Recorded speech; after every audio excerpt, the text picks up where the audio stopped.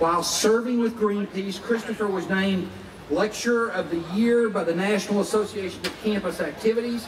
He's been named Volunteer of the Year by the Sierra Club, and he's the recipient of numerous awards for leadership in environmental issues.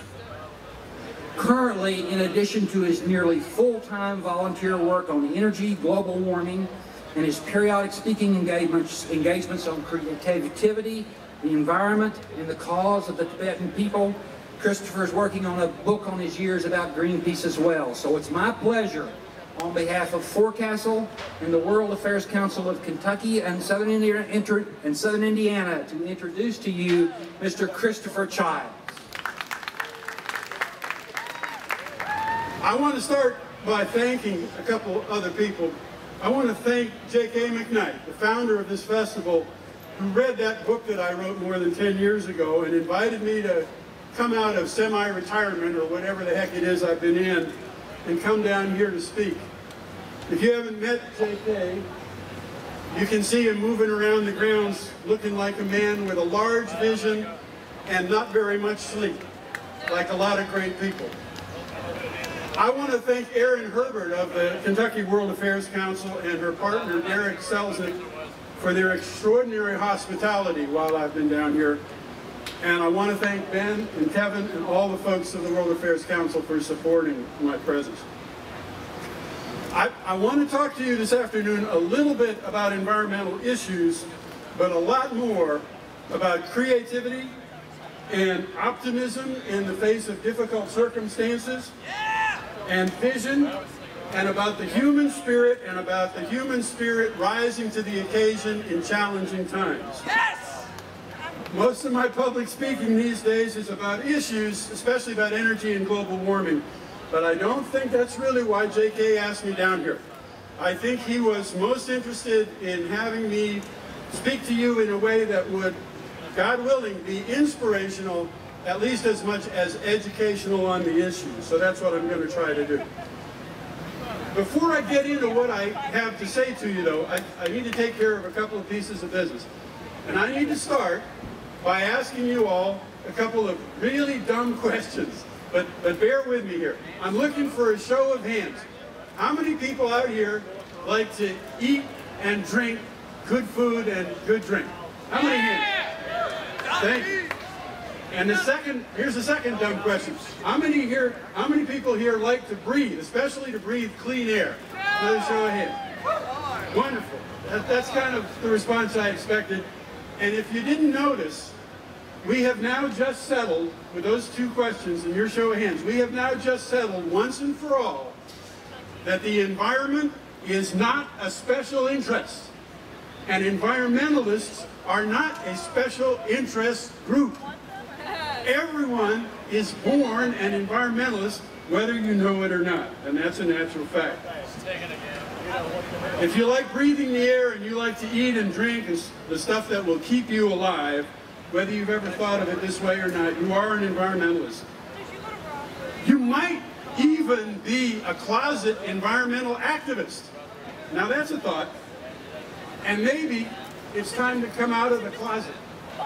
We have a kind of a don't ask, don't tell policy on that, and maybe it's time to scrap it. We need a lot more people to step out of the closet and become environmental activists where the world can see them and save the planet from some of the troubles we put the planet in. I'm asking you to think about that today. I saw them play U.S. Blues at Soldier Field. And there's one other piece of business. There's one other piece of business I need to take care of. I need to name a few names of good organizations and good people. If you go over to the Ocean Stage, some of you know, there's a little horseshoe there of tables with environmental and sustainability activist groups at every table. If you haven't been there, please go before you leave this festival. I think J.K. has asked the activists here for all 8 years of this festival to give you all an opportunity to make some connections. And I'm here to tell you, they're connections, if you make them, they're connections that can change your life, and they're connections that can change this planet.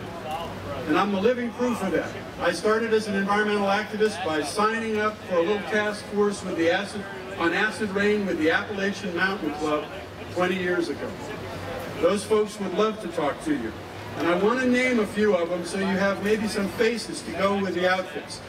You will find over there some people like the folks from Valley Watch up in Evansville working on coal issues. Jessica Boyd and John Blair. Jessica and John standing over there. John Blair, famous to a lot of us as the man who stole the shovels. Ask him about that. And from the Sierra Club's Kentucky chapter. Is Lane Boldman here? Lane, did you get back? Well, Lane Boldman is a National Sierra Club board member. She's from Kentucky. Wallace McMullen and Joan Lindop and Steve Henry, you will also find them over there. From the Kentucky Resource Council, lobbyist and legal eagle, Tom Fitzgerald. Fitz, are you out there? Give a yell. From Brightside, Mary Byrne. From Earth Save, David Howard. From Student Environmental Action Coalition and Planet Walk, Fred Hillenbrand. From the Dogwood Alliance, Andrew Goldberg. From Mountain Justice, Lou Lepping, is he here? And from the Sustainability Forum, Phil Arterly or Phyllis Fitzgerald. And from Kentucky Heartwood, whose special focus is on the Daniel Boone National Forest, Jim Sheff. There's Jim. Talk to those folks. It's not everybody. I haven't been able to tick off everybody. There's other folks working on sustainability and environmental creative issues. It'll give you a good idea of who you'll find over there. Now I wanted to name those people really for two reasons. One reason is those people are your representatives. You didn't elect them, but they do represent you. If you care about this planet, they are doing the best they can for you and your children and their children, and a lot of them are doing better work than some of the representatives you did elect to send up to Frankfurt or Columbus or Indianapolis or Washington, D.C. They really are. You might not always agree with their tactics and their strategies. Certainly in the years I was working for Greenpeace, for those folks, there are plenty of people who get upset at the tactics or the strategies, but believe me, the activists are working in the best way they know how, and they're often doing it on a shoestring budget. They rely, a lot of them, tremendously on volunteers, trying to save the planet for everyone who comes after us. But the second reason I wanted to name some of these people is that some of them are honest-to-God, bona fide heroes. I mean it. Some of these folks have been working for 10, 20, 30 years, as long as or longer than I've been involved with the environmental movement. They have been working to protect and save the planet. They put themselves on the line for us, financially, goodness knows, emotionally, and sometimes physically. Whether it's working for clean water and breathable air, or working to end the insanity of mountaintop removal coal mining, working for wind and solar power instead of nukes, or any one of dozens of other issues, those folks are your point people, and they need your support, and they need your commitment and your personal involvement. Let them know that you care. Stop by and tell them you care about what they're trying to do. I do want to make it plain that when I talk about some of these people as heroes, I'm not trying to put them on a pedestal. It's almost the opposite of that. Again, these are just people like all of us. These are just regular folks trying to do the best they can. And maybe, if you're an environmental activist who's in the closet, and I can persuade you to step out, maybe on your way out of the closet, you might even think about becoming a hero yourself. I'm serious about that. The world is looking for a lot of new heroes right now. I know that some people out there think that when we elected Obama, we took care of all this stuff. I'm here to tell you, we didn't. We didn't. We threw the criminals out. We put Obama in with a lot of good people, But the only thing worse than having your enemies in power is putting your friends in power and then not doing the work you have to do to make sure that your friends do the work that they have to do. We need more citizen activism right now, not less. And it needs to be louder and it needs to be even more intense. We have to do that. I know something else. I know that for a lot of people, when they look at environmental issues or big social issues, whether it's global warming or world peace, they look at the size of the issue and they say, my God, that's so big. How can I possibly contribute to that issue? But you can. We're trying to turn a very, very big ship on these issues. And the ship turns kind of slow. It's true. But it will turn. One thing you need to know is there are a lot of great people who have been trying for years to turn the ship. And so there's already momentum built up for that ship to turn in the right direction. And the other thing that you need to know, on a really big ship, the rudder itself, just the rudder is so big that one person could never turn it.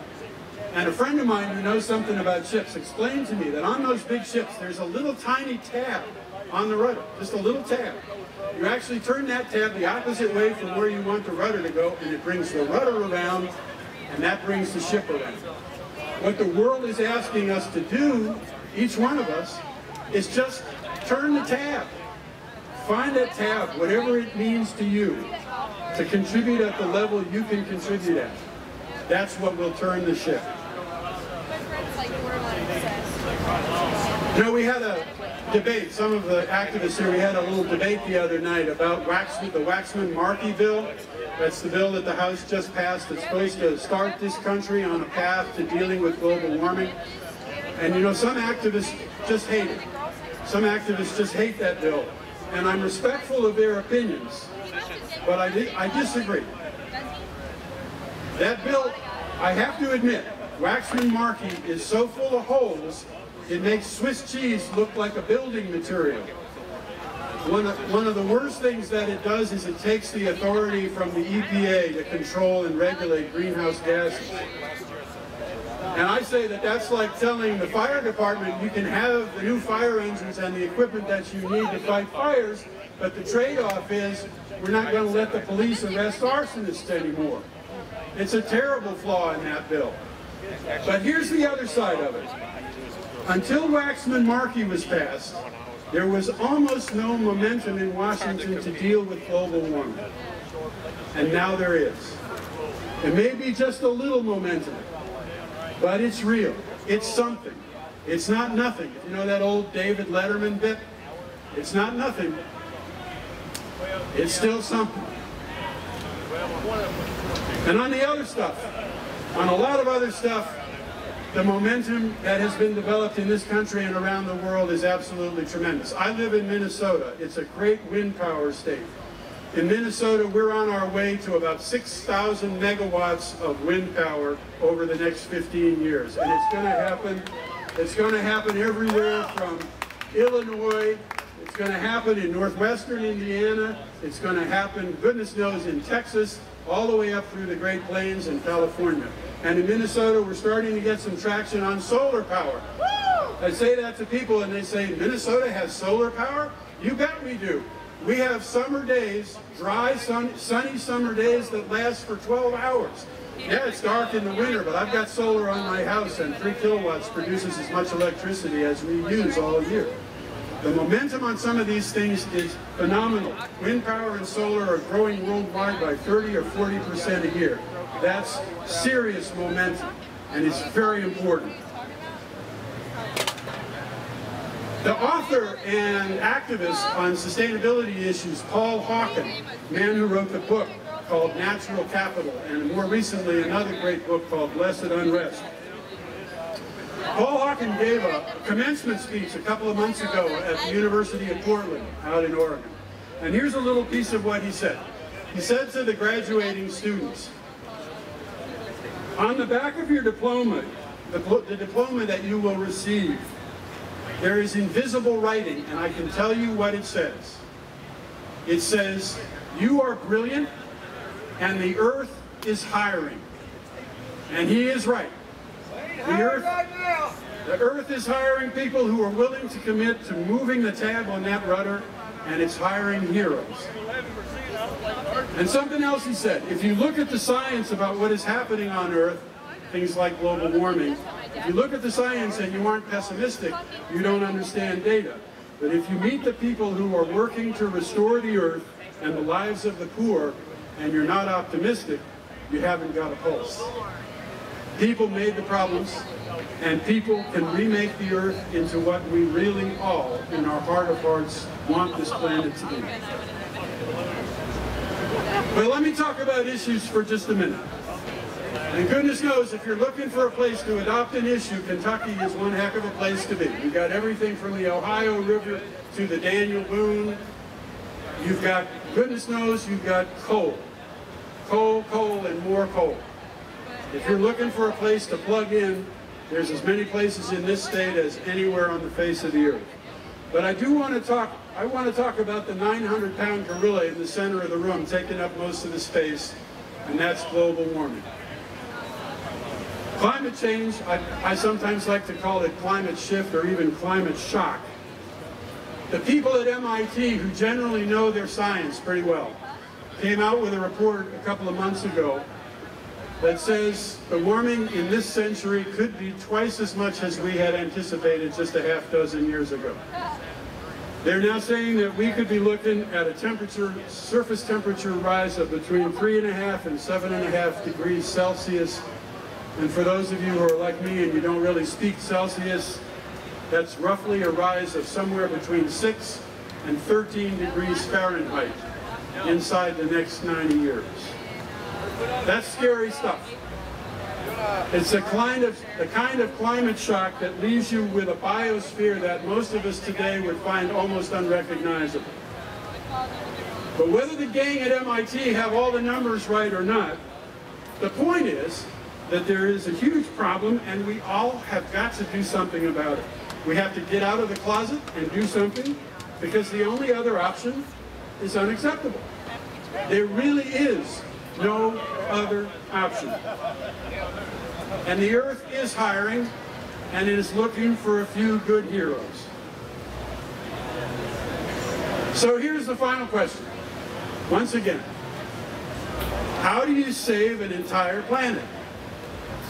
Well, it turns out that the best way to save a planet is probably not to think in terms of saving it. Because when you're thinking of saving something, you're usually thinking about the enormous problems and being behind the curve.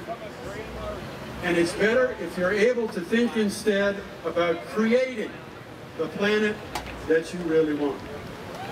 It gives you a chance to look past the problem. And creating, as far as I'm concerned, is the great human birthright. It's what distinguishes us from the other critters. A few years ago, I heard Cornel West, the great African-American author of the book Race Matters, I heard him on Charlie Rose. And he said something about creating that I thought nailed it right down.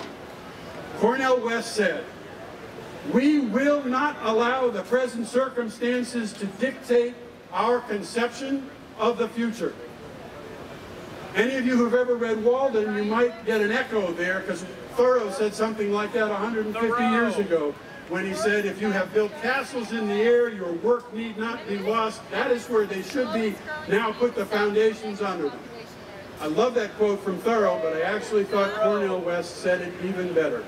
We will not allow the present circumstances to dictate our conception of the future. What is the conception of the future that everyone in the world might be able to get behind? Is there a vision like that? I think there is. For me, the vision that cuts across all boundaries and borders and all philosophies is the vision of Eden. It's the garden vision. It turns up in culture after culture around the world in one form or another. I call that vision the world garden. The image of this planet and the beauty that it can hold when people decide to make it so. So I'm asking you today to think about that vision of the world garden. I'm asking you to find some part of the World Garden that means something to you. You might start with a place in the Daniel Boone that you know and love. You might start with some place on the river, on a lake that you care about. You might start with wind turbines and solar power. They're a part of that vision today as well. Find what you care about and make a commitment and turn the tab. That's what I'm asking, and that's what the world is asking of all of us today. You know, Native Americans, some Native American tribes used to have the vision quest, where the young brave would go out on the plains or into the wilderness for days alone and wait to receive a vision for their life, their role in the tribe, and their destiny. And maybe we need an environmental vision quest in this society. Maybe you can create that for yourself and find your own way to do it. But however you come up with it, find the thing that you care about and visualize that part of the World Garden. Visualize it, and visualize it again. I've taught creative visualization, and I'm here to tell you that stuff works. And if you combine visualization with some good hard work, it can be magical. It changed my life. It's changed the lives of thousands of people. You can make it work for you and for the planet. Don't ever give up on yourself. The activism of creativity. Well, the activism of creativity as opposed to just problem solving. One reporter called me a theologian once, and I thought that was really stretching it. But I do think a lot about spirituality, and I'm here to tell you that the activism of creativity is the activism of spirituality, and it is the activism of grace. The activism of grace allows us to make our commitments and do the best we can, and let the universe help us get the rest done. I'm asking you to think a little bit about that, and I'm asking you to think about the fact that miracles, and maybe we need miracles today, miracles come by invitation, in my book. And the invitation comes the moment you make a commitment to turn that tab on the rudder, the tab that means something to you, to turn the ship and get the planet to where it has to be. It does take time, it's true. Even the Nobel Peace Prize winner, Archbishop Desmond Tutu of South Africa, a few years before apartheid fell apart in South Africa, Desmond Tutu cried out, "Why must it take so long?" But the change came. It came in South Africa because of people like Nelson Mandela and people like Desmond Tutu who cared so much they dedicated their entire lives to the cause they cared about. The change will come. And it's not just change, it's bigger than change, it's transformation. It's creating something entirely new in place of what we have today. This planet is not something that was finished a long time ago that we just get to take pieces off of. This planet is a living work of art. As much as any piece of music that was created up here, this planet is a work of art, and every one of us gets to contribute. We get to be the artists who make it what it's going to be tomorrow, next week, next year, until the end of time on this planet. Yeah! The World Garden, Eden, isn't something from the past, it's in our future. It's waiting for us to make a place for it. It's waiting to be realized through our commitment and effort and our willingness to endure some level of discomfort for the sake of the welfare of all creation. And finally, I want to testify today that Gandhi was not kidding when he said we must be the change we wish to see in the world. We look at the size of this world and we say, do I have the power to change it? But that's the wrong question. It isn't a question of having power, it's a question of being the power, and you already are the power, and the moment you wake up to that fact and realize it is the day you change, transform the world. And that's a natural fact.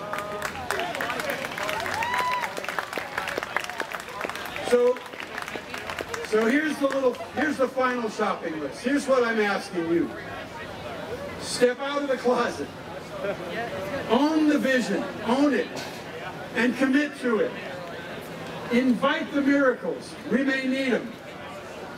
The earth really is looking for a few good heroes.